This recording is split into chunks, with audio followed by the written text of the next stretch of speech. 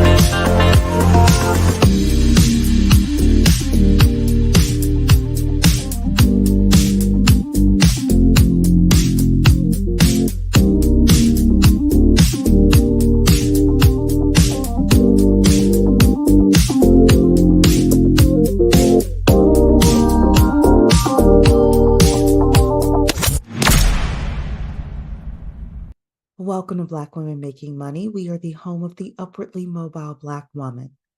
For exclusive content and invitations to our Inner Circle Zoom meetings, which happen on a monthly basis, you can sign up for free for our email newsletter at bwmakingmoney.com. That's bwmakingmoney.com.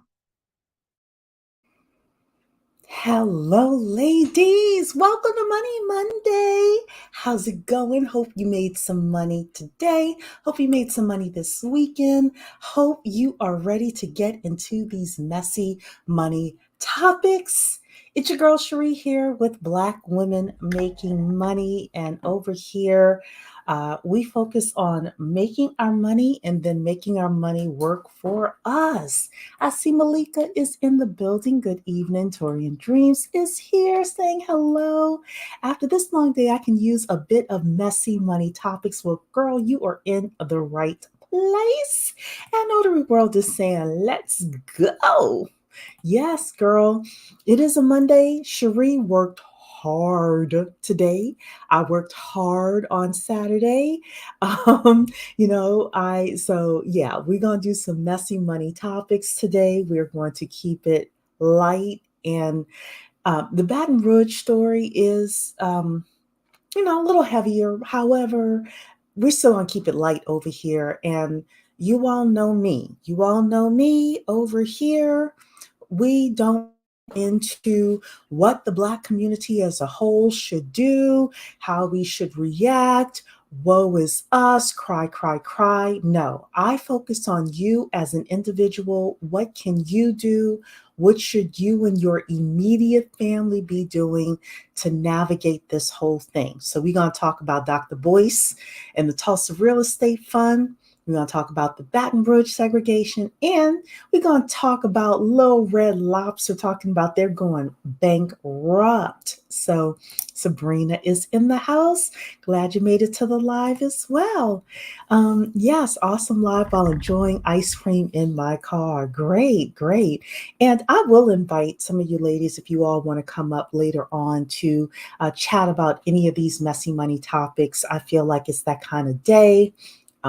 My remarks may not even take that long this evening to go through, but we're going to do our thing anyway. So I do want to remind everybody that the Rich AF Book Club, the Rich AF Book Club is going to be happening on Sunday, May 19th, 6 p.m. Eastern Time. Let me share my screen here with you, ladies, so you can see it. It's going to be happening again Sunday, May 19th, 6 p.m. Eastern Time. Don't forget, get your book. I'm actually almost done with the book. I have maybe about 80 pages left. It's a long book. You only have to read the first couple of chapters of the book.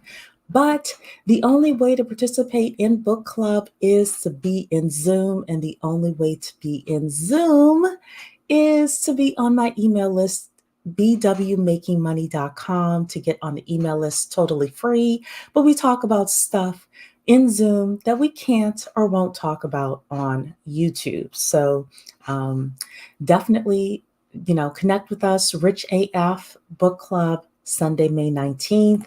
And Malika has been reading the book. Good for you, Malika. All right, everybody. Now, let's talk a little bit about Dr. Boyce Watkins. So, you all know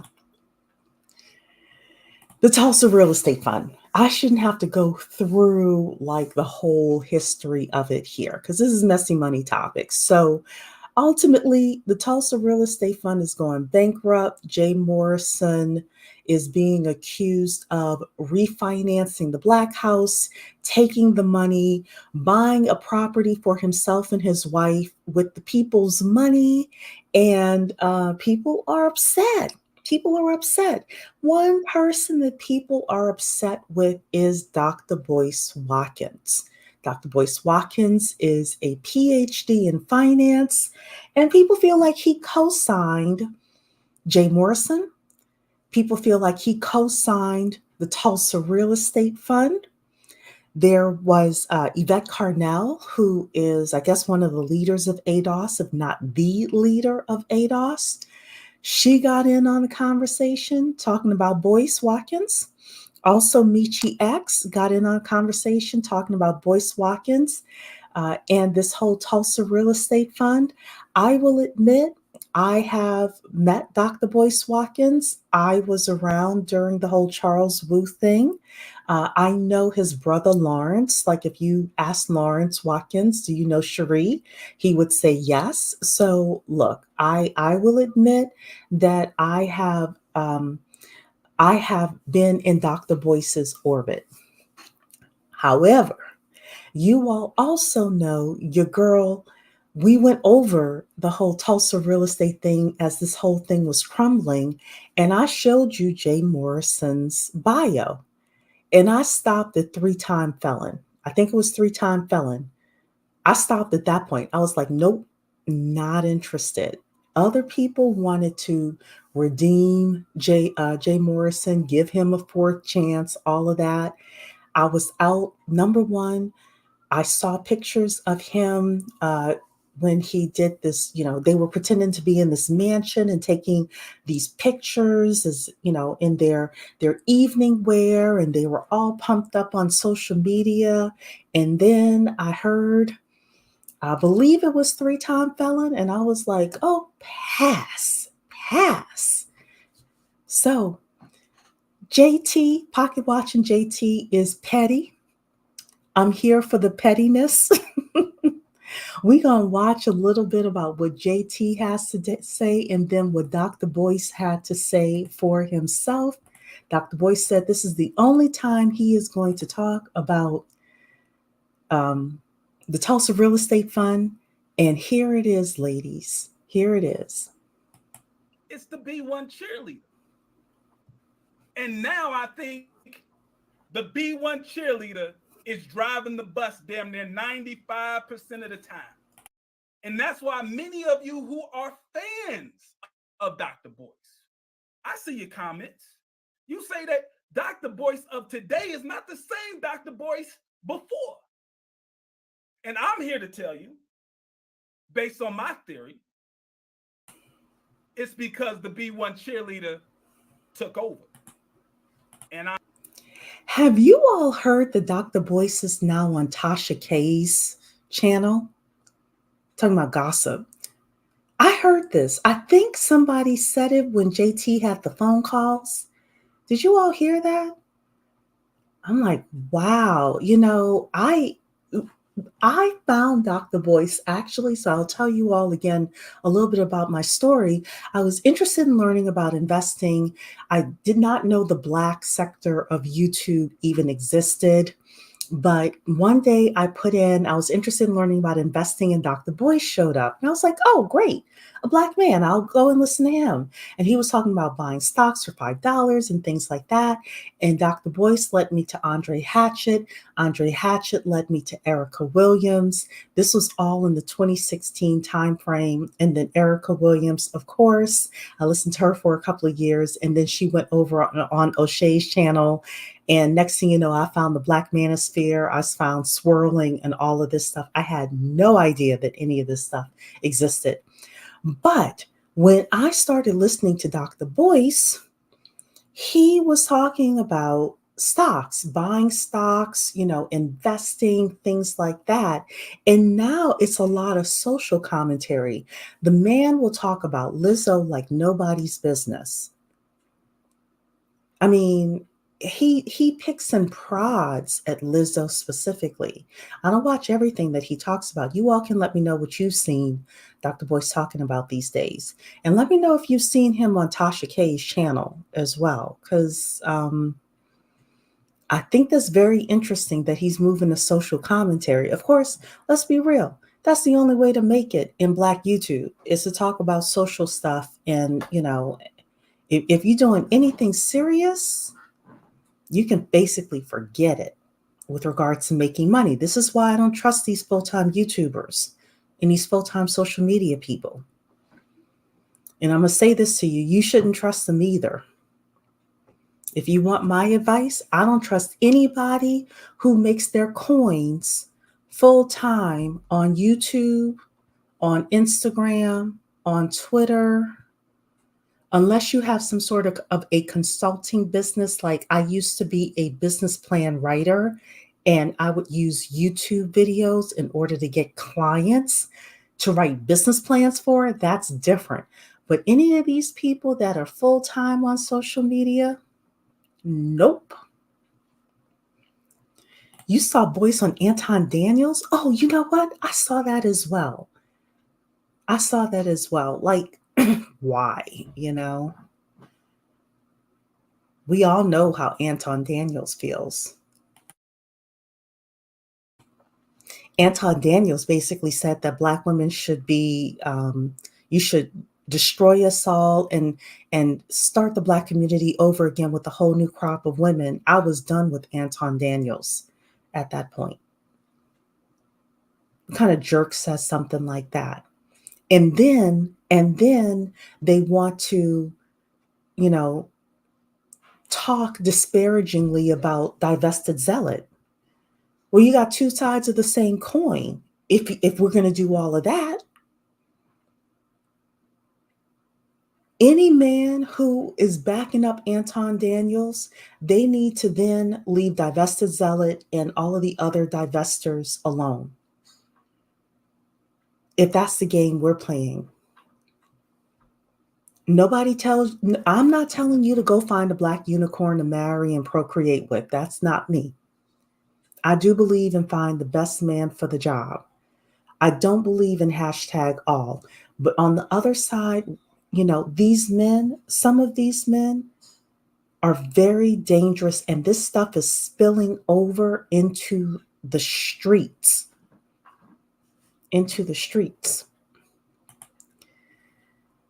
Yeah, he has great hatred for Lizzo. He says he doesn't, but the man talks about either that or he's just looking for a coin, and Lizzo is the way for him to get that. He could be fatphobic. He could, which is very interesting because he used to be a bigger guy. Self-care. Hey, Shar, good evening. Thank you so much for telling people to sign up for the newsletter. Black men's obsession with Lizzo is disgusting. It is. Now, look, I don't think she should have been twerking at a basketball game. But let's be real. Lizzo has cute songs. She has her big girls as the backup dancers. Now, if the big girls were doing some craziness behind the scenes, that's on them, right?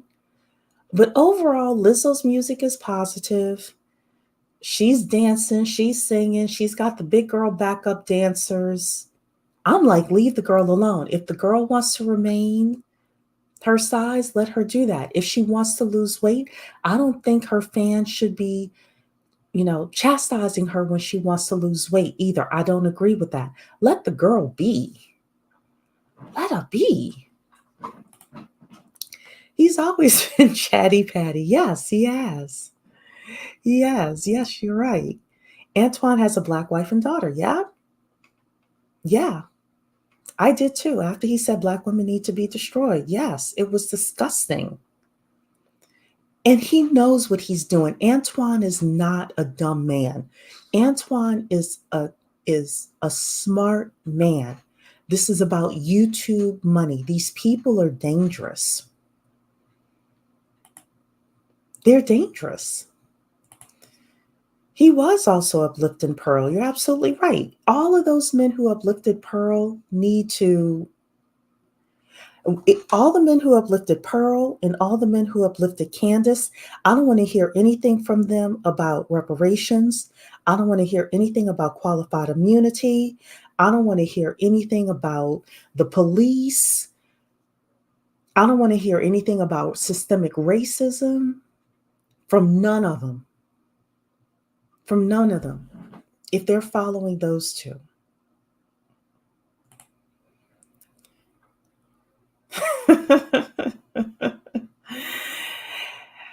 Look, and as the leaders of the community notary world, as the leaders of the community, I have basically taken off my cape and said, you need to handle it. Hey Tam, welcome to Messy Money Topics. Messy Money Monday. All right, let's keep listening to what JT is saying here, and then Dr. Boyce is going to start speaking. I'm pleading with Boyce to take it back a little bit. Get back in control of yourself, or the B1 cheerleader is going to allow yourself to just drive over the cliff and end your career. Now, some of you will say, well, Jay, his career, I think, is already ended. I think it's already ended, JT, but let's keep going. you're just talking. You're trying to be funny. There is no two different types of Boyce. There's just one Boyce. All right. Well, I want to share this video with you. And after we see this video, I want you to tell me, is there one Boyce or is there two? Let's take a look. Hey, what's going on, guys? Welcome to drboycetv.com, the home for intelligent Black people. My name is Dr. Boyce Watkins. Let's hop into the conversation I wanted to really have with you really quick. It has to do with the Tulsa Real Estate Fund. Now, people have asked me about it.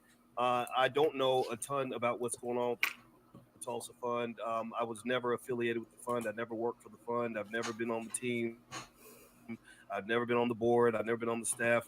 But I did mention the fund, spoke at one of their events, and I supported the fund. So in case you want to know what the Tulsa Fund was, the Tulsa Real Estate Fund was a fund created by a guy named Jay Morrison. Jay is a friend of mine. I've known Jay for many years, just like I've mentored a lot of young guys that are in this game in the financial space. If you know, I was one of the first ones to start doing this back in 2006. So a lot of people came along, Julian Gordon, a lot of people after that, Earn Your Leisure, stuff like that. And so let's get this straight. So he ushered in Boyce Watkins ushered in Jay Morrison and Earn Your Leisure. Boyce Watkins ushered in Jay Morrison and Earn Your Leisure. Okay. Julian Gordon, I'm side-eyeing him as well. I'm calling it right now. I am calling it right now. I'm side-eyeing Julian Gordon as well. I'm not telling you to invest in anything he has. I'm not telling you not to. I'm saying Cherie is side-eyeing Julian Gordon as well. Yes, I am. So he's not a professor anymore. He hasn't been a professor for years, Tori and Dreams. He was teaching at Syracuse University, and apparently he went on Fox News or something like that. And whatever he said, the university didn't like. And no, he's been out of there. But here's the thing. He could have still made it in financial coaching, in finance. Shout out to the budgetnista. There are plenty of people who make great money. Shout out to Dave Ramsey. So just being a finance person on YouTube, and he came in 2006, he came in early. He could have dominated the game. He could have crossed over. He could have had Black people and white people and Asian people. There's now a Black girl that's on Dave Ramsey now. There was a lane for finances and financials and people teaching how people can manage their money better. But that's not what he did. That's not how he approached this. Yeah, he's stretching the truth. Yeah. Julian has been smoking on that Tulsa pack for. Is that it? I will tell you, Farida, I will tell you that when I look at Julian, he looks physically like not well. And look, I don't know the man. I don't know the man. I don't know the man. I'm not saying anything. I'm just saying he looks to me incredibly thin and not well. And that's not the reason why I'm side-eyeing him. That's not. There are holes in his story. Let's just say that. There are holes in his story based on what I've heard. But yeah, I don't know what's up with Julian Gordon. EY has slipped in their integrity too. Yes, they have. Yes. Let's keep listening to Dr. Boyce. Here's what my view was with the Tulsa Fund. So the Tulsa Fund was brought to my attention by Jay Morrison in about 2017. He's a super smart guy. We had a great conversation, and he told me what he was doing. And I said, "This sounds great. Good luck. I love you, brother. Good. I hope this goes well for you." And so, but I didn't read any paperwork, any fine print details, anything like that. He didn't read any paperwork. He didn't read any paperwork, ladies. He's running around saying how great the Tulsa Real Estate Fund is, but he didn't read any paperwork. And it would be different if he didn't read any paperwork, but he was just a regular schmegular person. But that's not him. He was talking about the Real Estate Tulsa Fund as a finance professor, as a PhD financial professor. Someone like him who used to teach at Syracuse University. So people were thinking, you are a finance professor, you are a financial guru, because that's how you positioned yourself online. You're telling, instead of educating people with regards to the fund itself and going through the information and saying, this is what you need to know, these are the pros, these are the cons, go talk to your CPA, go talk to your financial advisor for your specific point of view. That's not what he did. That's not what he did. So let's keep listening to Dr. Boyce. But I just wished him well, right? And we became friends. And so I saw him promoting the fund. And around 2017 or so, he was really pushing it, and people were really getting excited about it. And so I was on his Instagram page, and I saw Nipsey Hussle, the late Nipsey Hussle, put something on there. We said, "This is epic, bro. This is epic. I'm going to invest, man. I'm going to put 10,000 in this," right? So when he said that, I got excited too, and I said, "Oh, well, I'll put in 10,000 too," right? So let me get this straight. Nipsey Hussle, you are a PhD in finance, and Nipsey Hussle writes on social media that he is putting in $10,000, and you say That sounds great. I'll put in $10,000 too. Very interesting reason to invest money into a fund. Very interesting reason to do that. Okay. I invested 10,000, and then also later on, I was invited to speak at an event. They have had a really fancy like banquet ball or something, and I spoke there. And I don't do fancy that well, but I did show up and speak. With investing, I do your due diligence. If you're not sure, if you don't understand, if you don't understand the thing you're invested in, and you don't understand that there's a chance you can lose all your money, then don't participate. You know, and someone's you're asking, did I read the contract? The answer is no, I didn't, because He didn't read the contract. He didn't read the contract. He doesn't want any liability. Not that this whole thing is falling apart. I just didn't feel the need to do that. I felt like I wanted to support a black man, and I wanted to see the fund do well. Yeah, I invested my money in the fund. I lost my money. I did not lose your money. I did not invest for you. I did not invest on anybody else's behalf but my own. The only person I have to be accountable to is my wife, because that was her money too. And we lost money when we made the investment. We did lose $10,000 in support. So he took his wife's money too. Oh my gosh. Oh my goodness. Oh my goodness. He took his wife's money too for a contract that he did not read because he wanted to support a black man. I am going to say this is just for Cherie. This is not for you.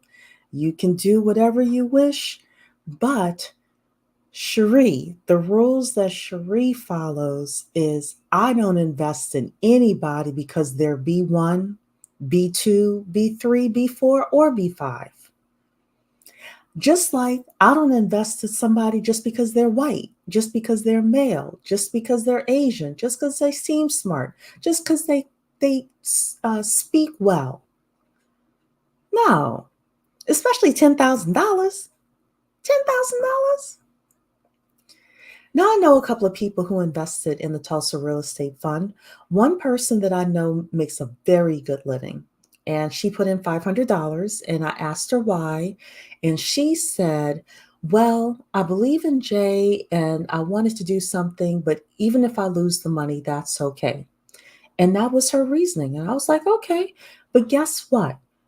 That woman could afford to lose $500 and she isn't blinking at all. Like, this is a woman who isn't blinking at all. This is like most of us putting $10 into something. We would have spent the $10 on something else. The problem that you have with the Tulsa Real Estate Fund is you had a lot of people putting in $500, $1,000, $1,500 who could not afford to lose that money. They would have been better putting that money, quite frankly, into an index fund. And the problem with the finance professor, unfortunately, is he did not explain all of that to people. And he is seen as an authority in the world of finance. And then it got worse. I don't have Yvette's thing up, but if you all want to really see what was happening, you need to go and watch Yvette's full 2 hours, or at least the first hour of it. Yvette pulls up receipts from Dr. Boyce dating back years where he was pumping up the Tulsa Real Estate Fund, where he was saying we're doing business together, where he was saying that Jay Morrison was the greatest thing since sliced bread and what an impressive businessman he is. All I can say is you all can go and watch Yvette and her breakdown of this whole thing. And I just sat there and thought, wow. So no. So I have certain investing rules. And most importantly, I have people I will not invest in and things I will not invest in. So, and if you were somebody who, your first thing is, I don't want to lose my money, any kind of investments like this, not, I wouldn't do them if I were you. If your whole thing is, I don't want to lose money. All right. Shar is saying he had so much student loan debt, he was trying to make a lot of money. Teaching was not his first priority. Interesting. Malika saying he's trying to make it seem like he got hustled also. No, he didn't read the contract. Not only that, it's not just I got hustled also, like you're saying, Malika. It is that what he made it seem like, at least for so many people, they thought that he had read the paperwork. They thought it was a good investment. And too many Black people are about follow the leader. Too many Black people are about follow the leader. That's the biggest thing with this Tulsa real estate fund. Don't follow anybody, not even me. We're going to read Rich AF, for example, and don't even follow her 100%. Look at what she says, look at what makes sense. Talk to your own financial advisor based on what is happening in your life, and you make those decisions based on your common sense and what works for you.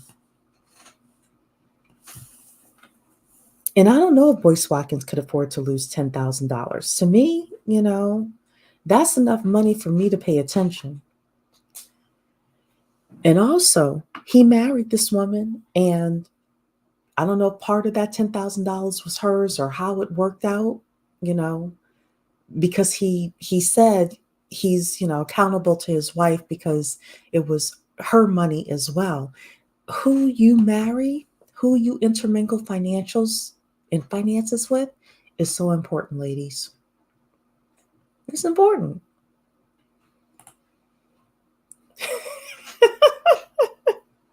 You a PhD in investing like a groupie. Tori and Dreams, you are so right. If he had 10K invested, this would not be his stamp. Well, he may have had it. I'm not saying he didn't have 10K invested. I believe he did. I just believe he is stepping away from the culpability with regards to all of this. So Jay was his friend, but Boyce didn't invest until Nipsey said he did. Yeah. I look, let me tell you something. As much as I enjoy Viola Davis as an actress, if Viola Davis put on social media that she invested in some company, I'd say, oh, that's really nice. I'm not following investment. If I were a PhD, why would I be following investment advice from a rapper? And I'm not saying Nipsey Hussle was an unintelligent man. I don't know. But I sure as heck am not following investment advice from a rapper, from a singer. I don't care if Rihanna, Beyonce, whomever else said, I'm investing in this. I would be like, oh, that's nice. And I do think that that's how a lot of Black people got caught up in that Tulsa real estate fund is because everybody else was doing it. And maybe it's just the way that I was raised. My mother and grandmother were like, I don't care what everybody else is doing. That doesn't mean you do it too.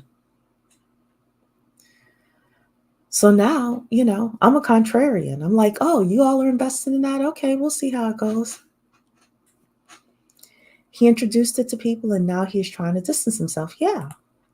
Michi X and Vicky Dillard used to partner together on a channel they had all together. Oh, yeah. And I heard that he took their money, according to Michi. Yeah. Yeah. And she's not the only one. There are quite a few people.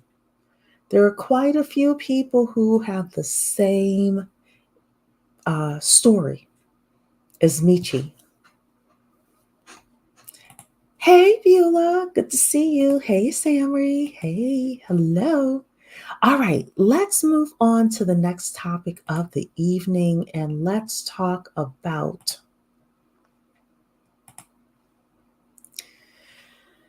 Baton Rouge.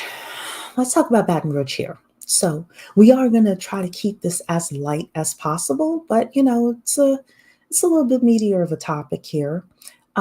This is something from the Atlantic, and I feel like this came out in 2019. This was May 2019. So let's kind of go a little bit farther back because they've been working on this for years with regards to seceding. Um, the residents, this is from 2019, ladies, the residents of the majority white southeast corner of Baton Rouge want to make their own city complete with its own schools, breaking away from the majority black parts of town. This is about to be some unpopular opinions that I have here as well, ladies. This is about to be some unpopular opinions. Some of you are not going to like my stance on this, but it's my stance, and we can all agree to disagree and be cordial with each other. And, next time come and talk about something else in Kiki. So the fight began with little subtlety.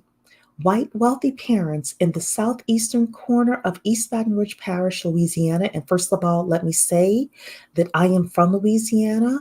I have family in Baton Rouge. So, you know, my people are from that area of Baton Rouge. So let's bring it on back. Um, East Baton Rouge Parish, Louisiana, an area known as St. George, wanted their own school district. Again, ladies, this came in the Atlantic in 2019. 2019. They argued that the schools in East Baton Rouge were routinely named as among the lowest performing in the state and were unlikely to improve anytime soon. So in 2012, some of those parents went to the state legislature with a proposal, create what would be called the Southeast Community School District. The legislature shot it down. So that's interesting. So Louisiana is Republican. Louisiana has old Southern white roots, ladies. And in 2012, these parents went to the, uh, I guess, the state legislator, so it must be the state Senate and the state House of Representatives. And they said no, ladies, in 2012. 2012. All right. They said the parents needed a 2/3 majority for the creation of a school district, and they could not marshal the votes. A similar push in 2013 was rebuffed as well. So all of these people saying they want to be separated from us, they want to be separated, they'll do anything, blah, blah, blah. Let me tell you something, ladies. 2012, this was turned down. 2013, this was turned down, right? Okay, let's keep listening to this. The organizers were discouraged but undeterred. They needed a new strategy and they didn't have to look far. In 2015, a nearby community, Central, was unable to gather support for a school district from the legislature, so it incorporated as a new city. So, first of all, they wanted to just start off as their own school district because the schools were not educating their students the way that they wanted to. And you're talking about wealthier people. These wealthier people are trying to send their kids to Harvard, to Yale. Remember, I told you, ladies, about the triple threat, right? If you are a Black woman with an ethnic name who lives in a certain zip code and you have natural hair, oftentimes it's harder for you to get a job because of the applicant tracking systems, right? So, what probably was happening over here was you had a community of people who are wealthy, who are looking for their kids to get into the best of the best schools.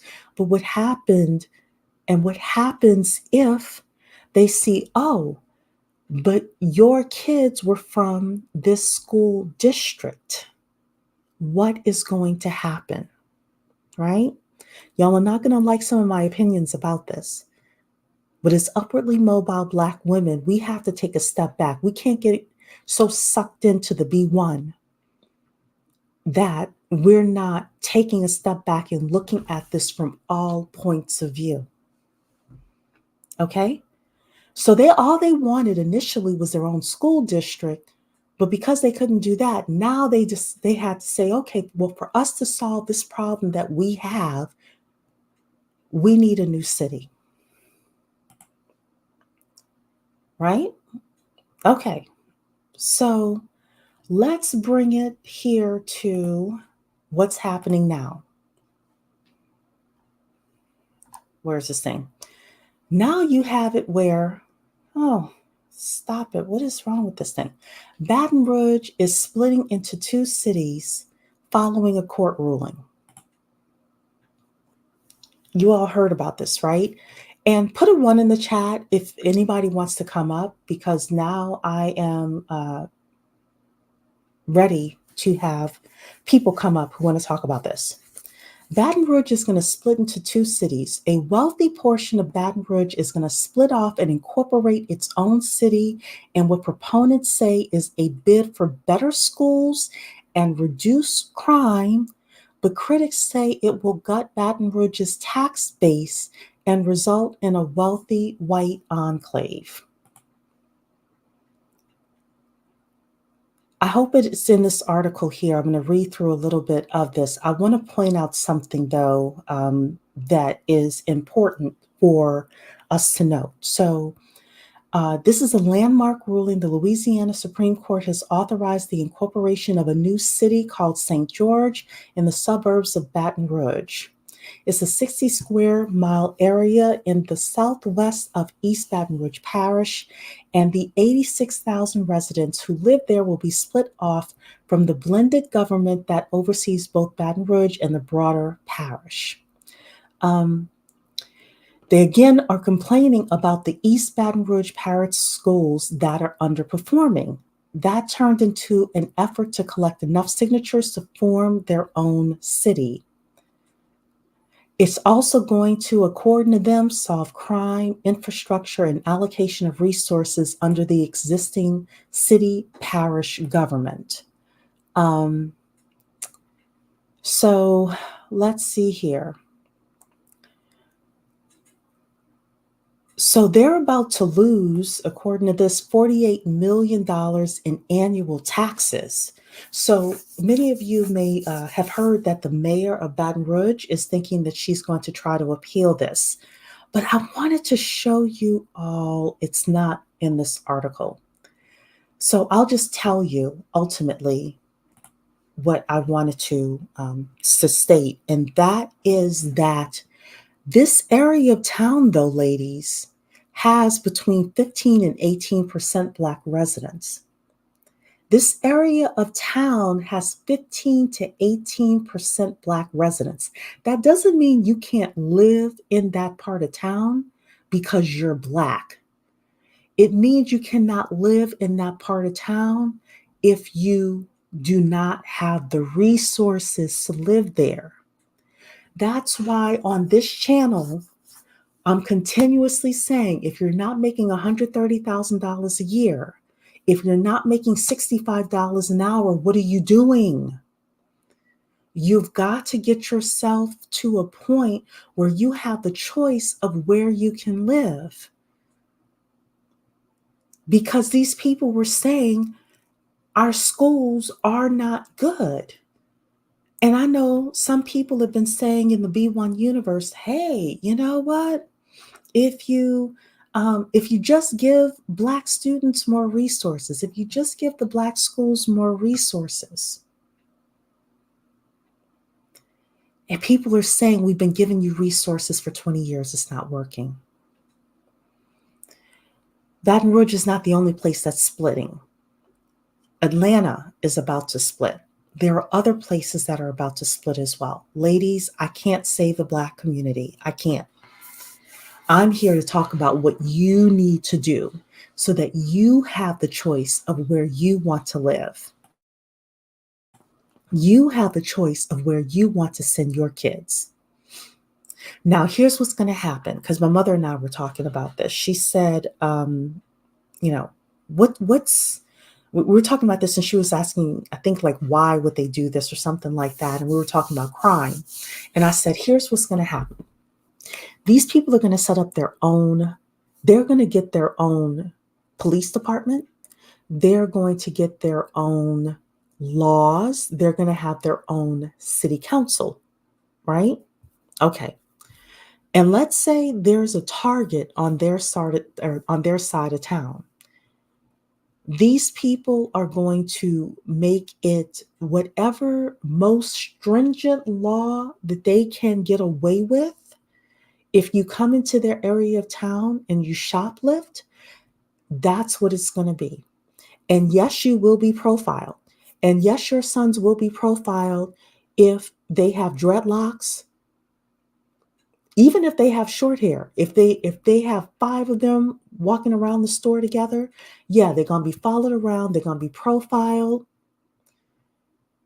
People going to ask them, what are they doing in this part of town? And the whole B1 brigade on social media is going to cry. I'm just going to say they're going to cry. I'm telling you to expect that. They're going to reduce crime. They're going to reduce crime by splitting away, and they are going to enforce. Number one, they're probably going to pay their police really well. So they're going to be able to attract any police officers that they want. And then number two, they are going to have the judges in place for maximum penalties.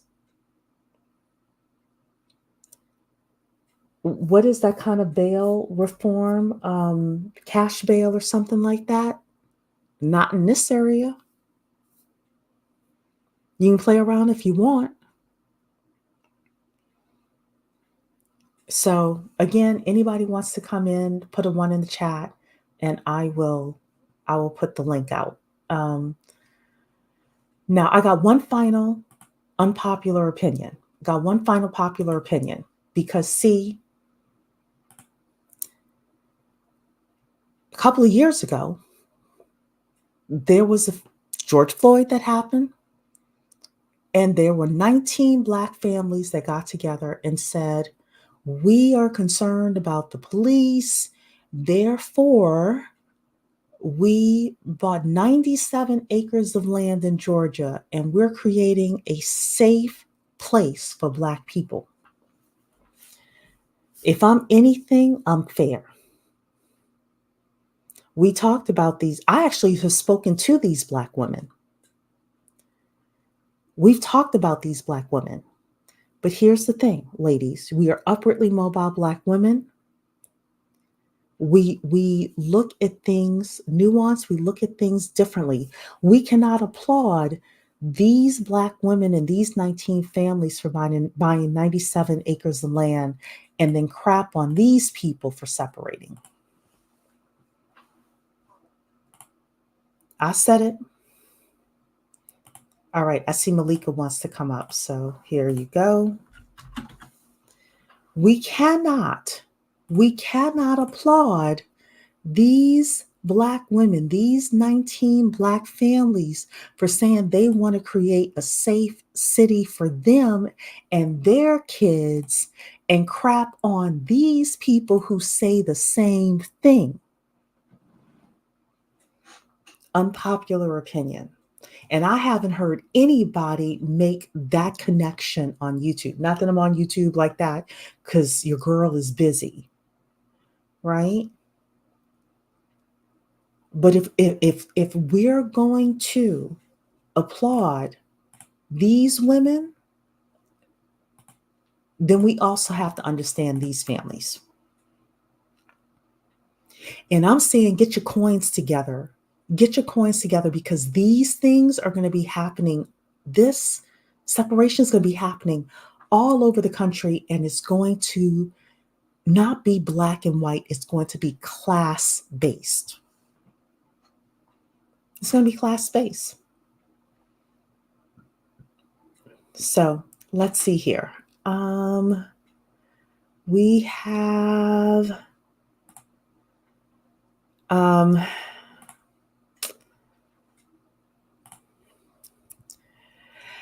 Sammy's saying I have controversial viewpoints when it comes to school too. Yeah, Sammy, I hope you're able to come up. Lady and Mauve is saying good evening.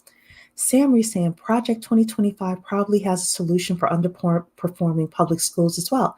Probably does in that 900-page document, Sammy. You're absolutely right. Malika is saying they have been working on it for over 10 years, which is true. Our schools are not great. Our schools suck. And more importantly, our students suck. We have to be honest. There were not many neighborhood schools, and they were busing kids to other schools. Yeah. And Malika's saying, I don't blame them for wanting it. Shar is saying this is going to be a mess. Tori and Dreams is saying, I've been to Baton Rouge recently. All I'm saying is I understand. Samri is saying it's not working. Sintria is in the building. Since you work in parts of loans, how less has steering gone down, or how much has steering gone down? Had experience of the home buying issues here in Florida. So steering for everybody means that you basically tell somebody or steer them to a community or away from a community based on race. Steering, and it's really their anti-steering law. Steering is illegal, Centria. So you if somebody steered you into a neighborhood or away from a neighborhood outside of what you could not afford, then you have the right to report it to your state. You need to see who's in charge in your state of uh, loan licenses, and you can report that. Samry said they want to split off to keep their tax money for their own kids. I don't blame them. I don't blame them. Although Diamond Dave is here. I didn't know he was cloud watching. Centuria say might not be unpopular since we watch you. Okay, perfect. No judgment from me. Let's see what Diamond Dave said. How much trouble am I in?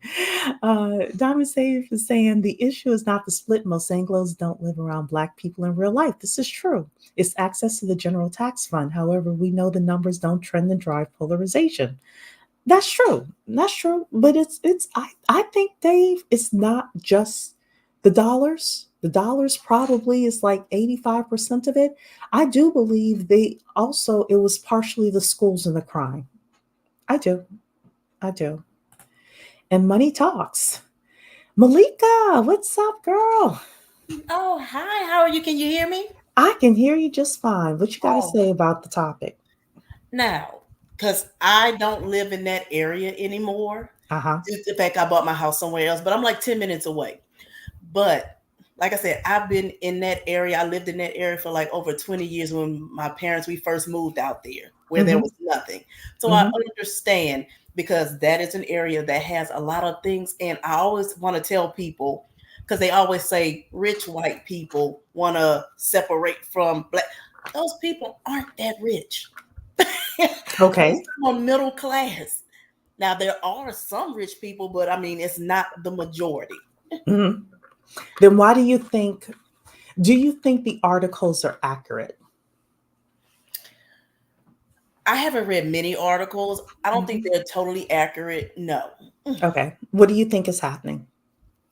I mean, they're gonna yeah, they're separating, yes. Mhm. But I understand why.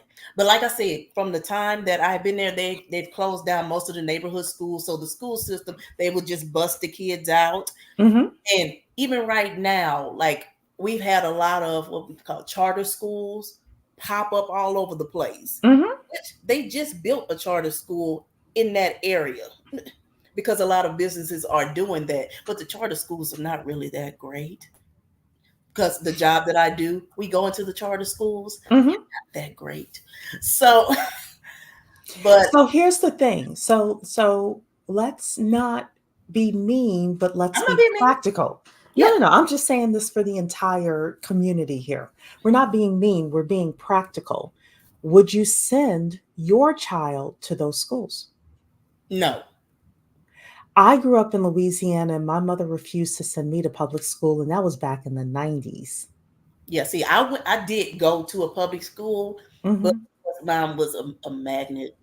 Yeah, It was a we had magnet. our It was a we magnet had school. our yeah, we had our magnet schools, but my mother Hmm. was just like, "Oh, I'm sending you to Catholic school," you know. So But it's just regular public school, no. It, yes. like I said, you have some. I'm not gonna like there are some great teachers, but I mean the way it's the way the school system is now, you're not going to get the best out of all the students. Maybe even some of the teachers, you're not going to get the best. And it would be different if it were some of the students. So, as much as I cringe around Candace Owens, there is something with regards to if you are in a school district and in a school where none of the kids can read a grade level, or one or two of them can read a grade level. Because of where I live now, I follow more of the Baltimore issues. And that stuff, when you have young people who cannot read and Mm-hmm. write and problem solve and Mm-hmm. get jobs, the crime happens. And there was a time when the crime only happened in a certain neighborhood. Now it's seeping out into other areas, and people are only going to people are going to get to a point where they're going to start retaliating. Yeah. And this is a retaliation. This is how they retaliate. They're going to set up, they're like, oh, we can't set up our own school districts. No problem. We're going to set up our own city. We're going to have our own police department, our own Mm-hmm. judges. And Diamond Dave is saying about they're going to take the money from the tax base. You damn straight they are. Mm-hmm. They're going to rig the system for themselves. Yes, absolutely. And then what? You know? So go ahead, Malika. I'll let you And finish and your I tell people, thoughts. I also tell people, I was like, I mean, this is a new city. Hmm. This is not going to be all, you know, dates, flowers, and rainbows. Hmm. Their taxes are going to be crazy out of this world. Of course, there's going to be a lot of complaining, but you just have to see how it goes. Hmm. We don't know if this is going to work or not, but now they got it. Yeah, Now and it's they it's have it. possible. It's possible it might not work. I would bet on them though. If I were a betting person, I would bet on this city working.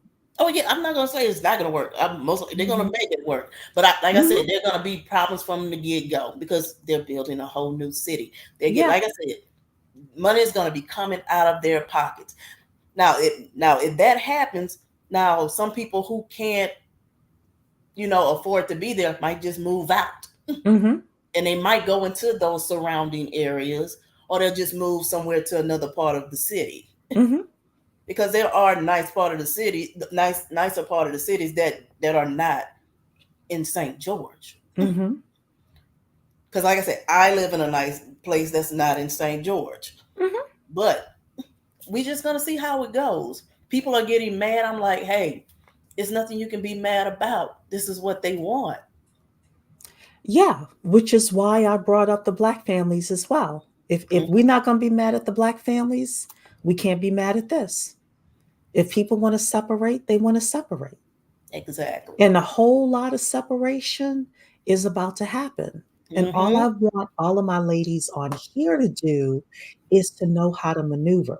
Because if you're just on social media crying and complaining, or, saying they don't want to be around black people and all of this, that doesn't help you and it doesn't help your family. So, and this East Baton Rouge area, they are probably going to have fewer resources. Then what, you know? So, Centria is saying, I don't make much, but try to get in better areas for safety and quality of life. Or so I get it that people are fighting to protect their own. Absolutely. Samri is saying there's usually not much of learning happening in low income neighborhood schools. Unfortunately, um, Century is saying went to public school in higher rent areas, so okay to good schools. Yeah.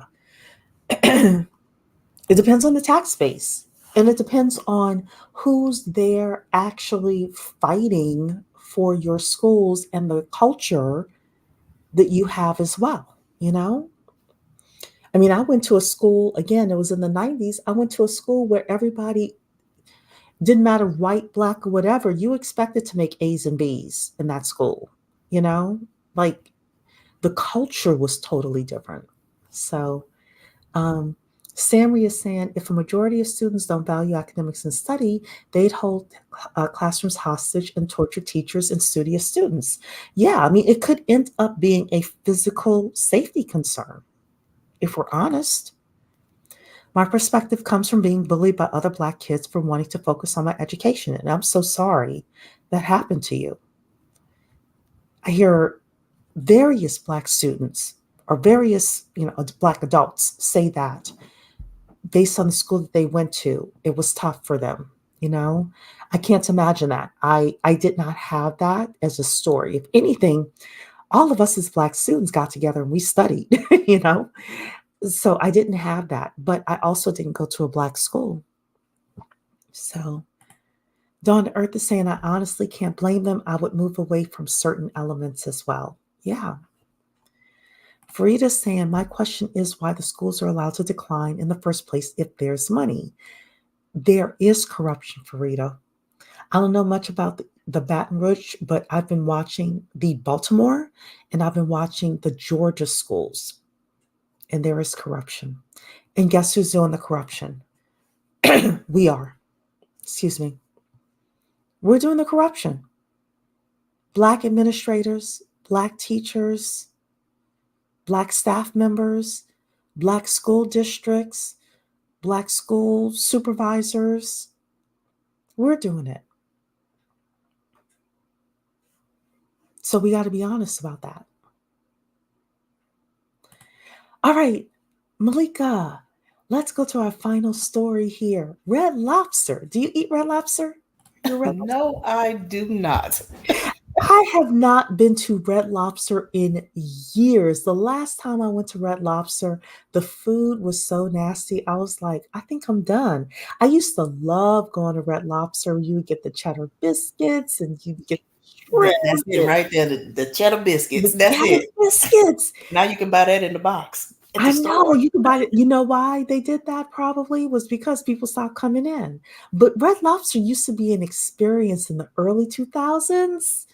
You could go in a Red Lobster, you could go hang out with your friends on Friday night, hang like it was a place, right? It was a vibe. And then to me, their food just went like yuck. But according to CNN and all sorts of news outlets, Red Lobster is in some financial trouble. In 2003, Red Lobster ran an endless crab promotion. The all you can eat deal backfired spectacularly. CNN, why are you starting with stuff in 2003?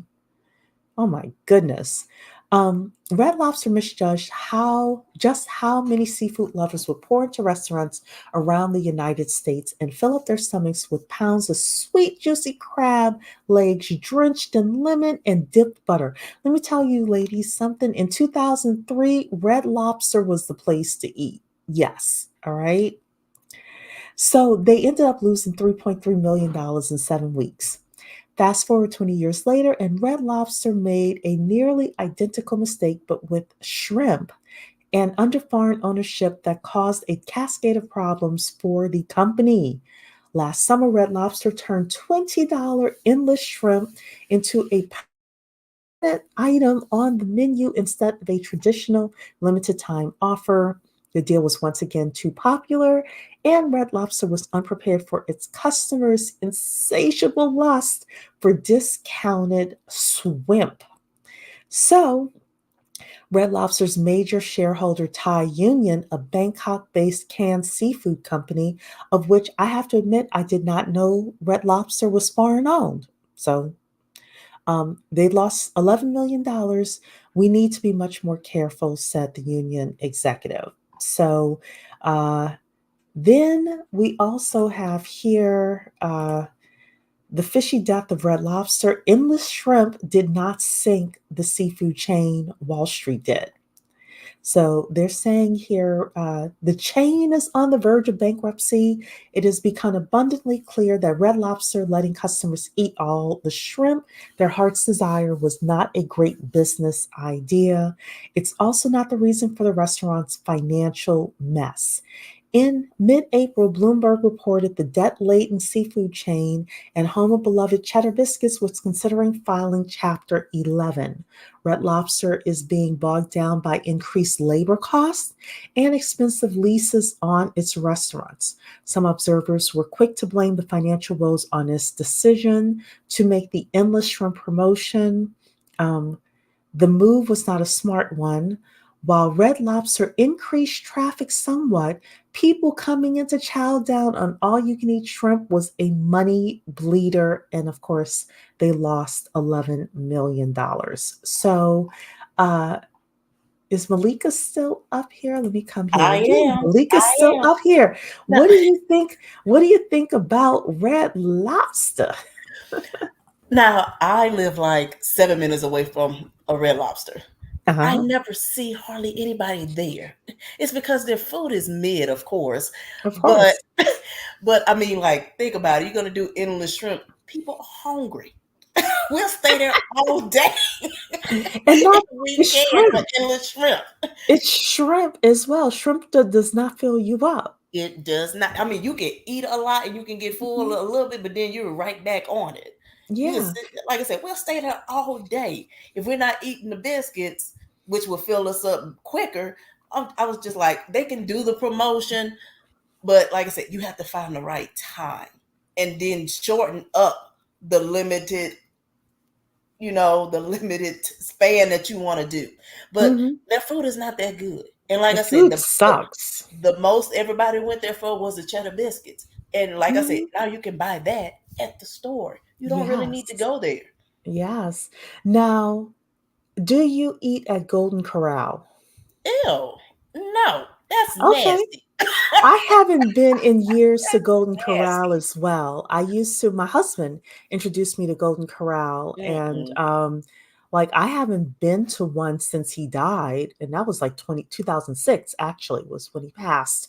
So I haven't been there in a while, but but there are Golden Corrals that have like a lot of people, at least the one that's up here. There are Golden Corrals that have like, you know, people there. So Now, the I don't last time know.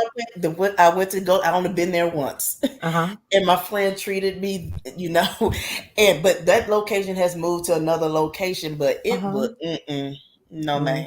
Okay. I'm gonna say Okay. no, All right. no. So Donna Earth is saying, I haven't been to Red Lobster in a minute. My granny loves Red Lobster and Olive Garden, another gross spot. I'm about to say Olive Garden going down too. Yes, I can't stand the food from either one. Dawn to Earth, I am with you. I will tell you the food that I like, the food, and not only I like, but I am a fan of Cracker Barrel. Yes, I love me some Cracker Barrel. The pancakes. I don't eat meat anymore, but now they have the fish and they have the vegan meat, and I love Cracker Barrel. So Oh goodness. Cracker Barrel. Man, All the places that you love, I'm like, ew. I stay 2 minutes from Cracker Barrel. See, you don't like as Cracker you can Barrel as you either? can see, I'm in a place where everything is accessible. But no, it's mid also. It's okay Oh, depending on I the love day. Cracker Barrel. I love it. It's okay depending on the day. Love it. So Sabrina's saying she just wanted crab legs. And Sharish is saying, I notice more box products in the Mhm. stores now. Yeah. So they have their boxed Red Lobster does has their boxed cheddar biscuits now, definitely. So yes. Well, so Malika, what do you like since you don't like Cracker Barrel? What's your place to eat? Believe it or not, I don't really like to go out to eat much. Oh, no wonder you have an But I also exquisite hate to cook. palate. But I also hate to cook. So then what do you eat? What do you I eat? mean, I make lots of things. Like most of the time, make food that's stretched like spaghetti or red Mm, beans and rice. jambalaya, something Okay. that really stretches.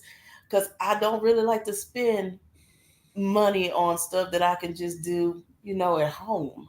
Okay, I've girl. always been that No. way. But now, I mean, not always, because I used to have extra money. But, I put all my extra money now into my house. So, Good for you. Look, that's an investment. So, um, yeah, I love to eat and I love to go out. I typically do casual dining, I think is what it's called. So,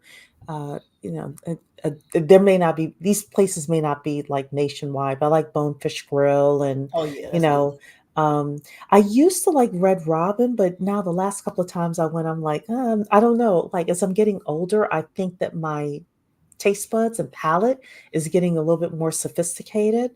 Um, Even though I do like their fries. And I like Chick-fil-A fries. So, but yeah, like a lot of stuff I used to eat, I don't eat anymore. I think everything is just, changed and evolved for me. Or like Red Lobster, their food just went downhill. Hmm. Cracker Barrel was the only place outside of home that served Oh yeah, girl, the fried apples. Haven't been there in a long time either. I love I me never some heard of that. Cracker Barrel.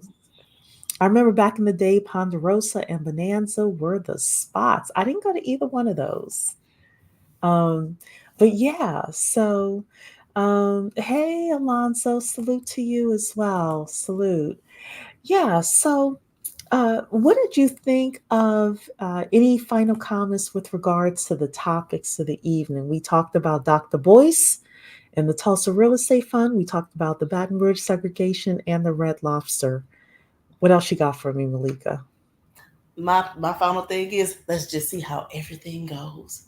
Because I mean, there's a lot of things we can't change now. The Tulsa Mm-hmm. real estate, I was never really vested into that, Mm-hmm. because of course I was not going to invest my money, because I'm on the lower spectrum, so I don't have enough money to be investing like that to Mm-hmm. be losing right now. With the Baton Rouge thing, of course, like I said, I live here.